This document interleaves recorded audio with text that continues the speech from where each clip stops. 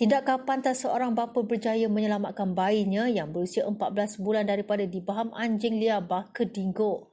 Kejadian berlaku di pusat pelancongan terkenal Australia, Pulau Fraser yang menjadi habitat dingo. Ketika kejadian, keluarga terbabit sedang berkemah sebelum diterdengar tangisan bayi mereka dan terlihat mangsa sudah digonggong haiwan berkenaan. Bapa mangsa segera mengejar haiwan tersebut dan berjaya menyelamatkan bayinya. Mangsa cedera di kepala dan leher dirawat di Hospital Kanak-kanak Queensland.